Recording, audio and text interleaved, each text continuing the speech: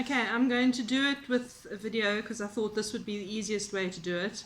I'm using some Johann Walters coils. Kayla, won't you take Sunny away so that he's not coughing the whole way through the video? Sorry, that's the dog. So these are 3mm coils. If you look at them, that's about how far they are apart. I'd say it's about 2.5 millimeters, and you can just see them above there. Yeah, so we went through O-rings. I'm just going to put it all together. I don't know if you're using the bubble glass or the straight glass, but I always use the bubble glass because I don't have the patience for re-wicking every 5 seconds. So I've cleaned the coils and I've pulsed them and taken all the hot spots out, etc.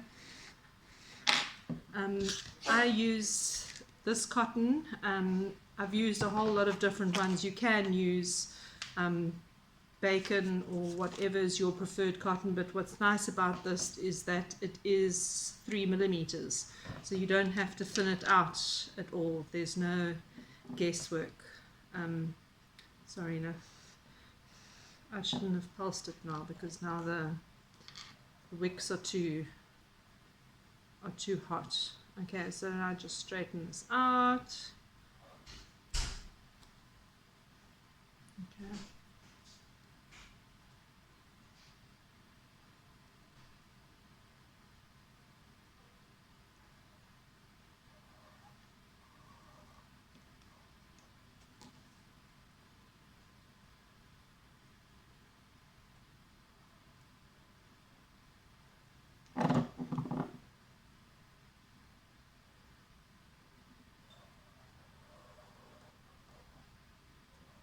Okay. Then when the cotton is wicked in the ports, you don't want it hanging out very far. So if you hold it down, I would cut it pretty much at the level over there. So that's what I'm going to do.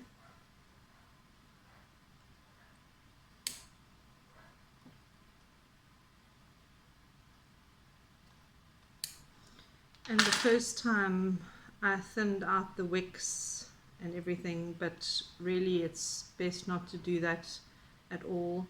If you just fluff the cotton out with your fingers to get rid of compression that the scissors cause, you can use your thinning tweezers for that, but not to actually remove any cotton at all.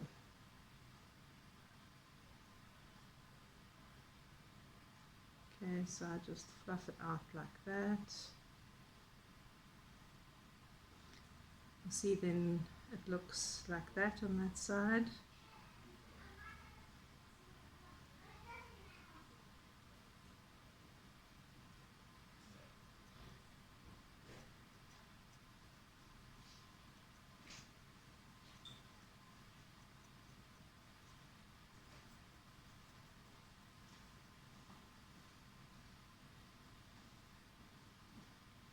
I think my scissors need sharpening because they make quite a compression when I cut. I'm just going to cut that little piece off over there. So you see, very nice and fluffy, not thinned out. What you can also do is you can kind of half the wicks, because I find if you try and stuff it all in at the same time, you can sometimes choke off your juice supply. So I tuck in the bottom half first,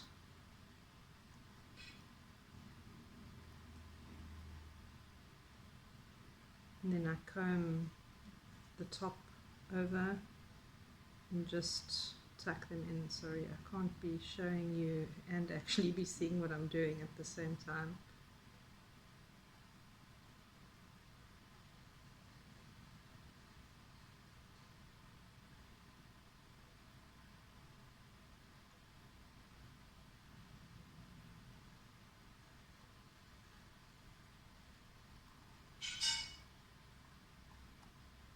I'm just trying to grab the cotton at the bottom to try and flare it out a little bit.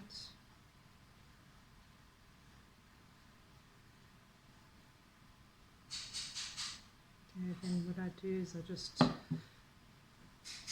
poke it so that it's nice and fluffy, like that. Then I'll do the same on this side. I'm going to sort of do a half path and tuck the bottom in first, like such.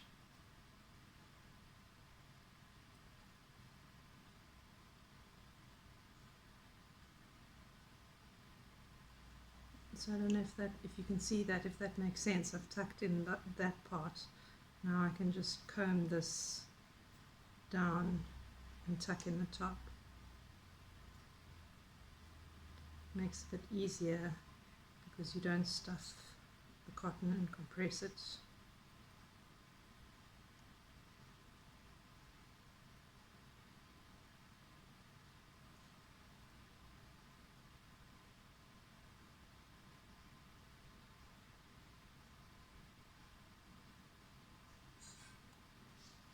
Yeah, I'm very OCD when it comes to wicking, so it takes me quite a while to do it.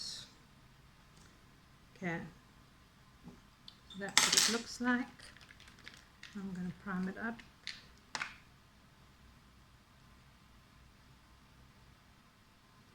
I'm hoping that this DIY juice is going to be the granadilla that I've been looking for, because I find all granadilla juices don't really taste like granadilla. It's sort of like a fake and quite perfumed, and I don't like the perfume. I'm used to a granadilla that's like tart and sweet.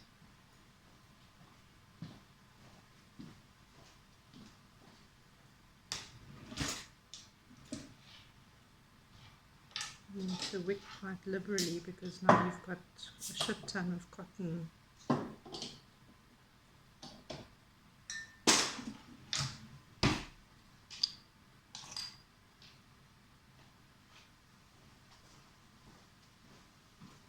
And pulse a few times.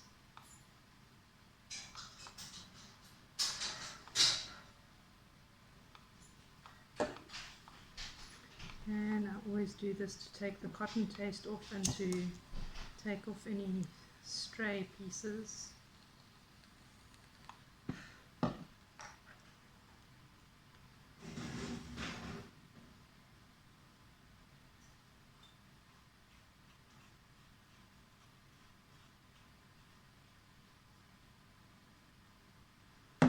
Okay.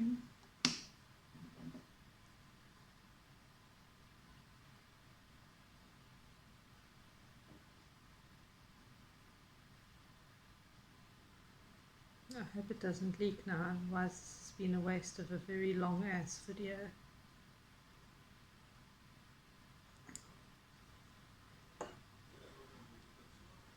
Okay, now put my drip tip back on and let's put the wattage up. It's at 22 ohms, so I'm only going to go to 70.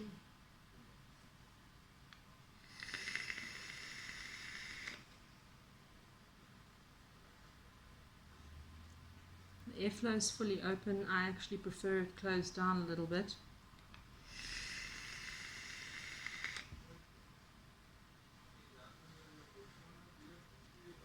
But there's no leaking. Okay.